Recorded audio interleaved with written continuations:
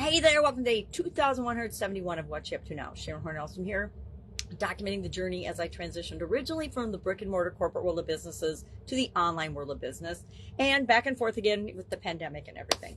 And I like to hop on every day and talk about what's working, what's not working, what kind of content I'm creating, lessons learned, aha moments, things that just pop into my head that I think are important on my journey of becoming a better version of myself. Today's topic for the Let's Grow annual challenge.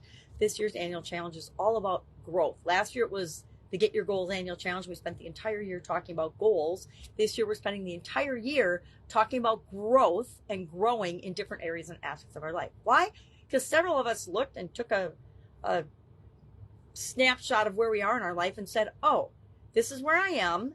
Yeah, I'm making progress, but it's really, really slow in certain areas, and I want to grow faster. So we're picking and choosing the areas we want to grow faster or slower in, how we want to grow, what it means to us, and all the different tools and tips and strategies and tactics and things that we can use to help us to do that.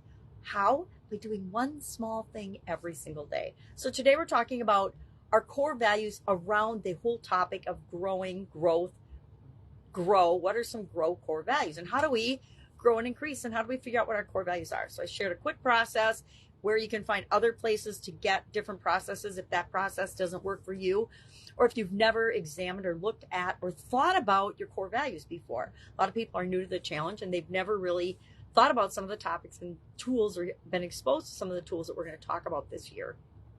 We'll repeat and we'll use some tools that are my very, very favorite because they've been so effective for me, and other tools I will have just left by the wayside because we tried them during one of my previous challenges and we're like, yeah, the results were wishy-washy or so-so. I might mention those tools because some tools work really well for other people that don't work for me at all. There's this, because we're all unique human beings, and it's our job to treat ourselves like our own science experiment and figure out what does work for us. For example, affirmations work really, really well for me and give me great results. Affirmations, which work for millions and millions of people, leave me pretty flat, and they weren't as successful.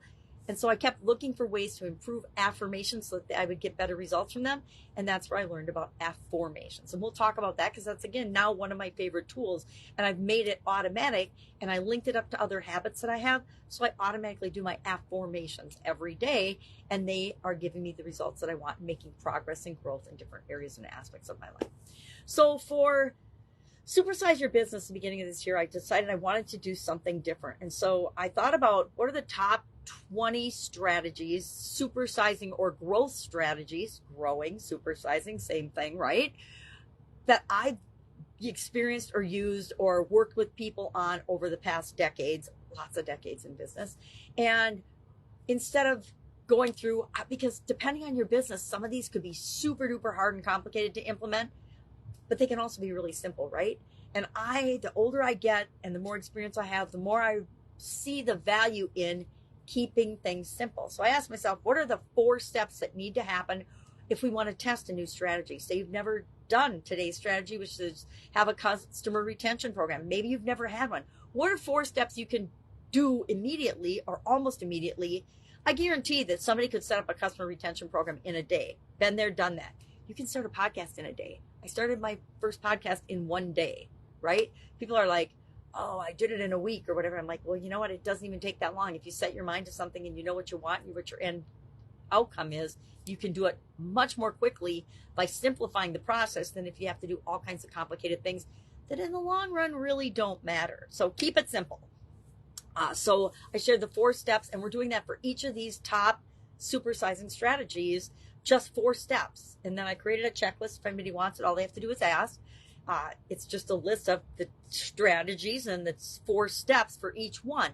And you can actually use that as a checklist to say, I've never tried this strategy. I'm going to quickly implement this and then see if we get any results. If we get positive results, we'll do more of it. If we don't, we'll look at a different strategy, or we'll do something different, or we'll find a way to tweak it to make it work for us. So that's what I'm working on besides getting over COVID. If I can help you in any way, ask. Otherwise, have an awesome day, and I will, of course, be with you tomorrow.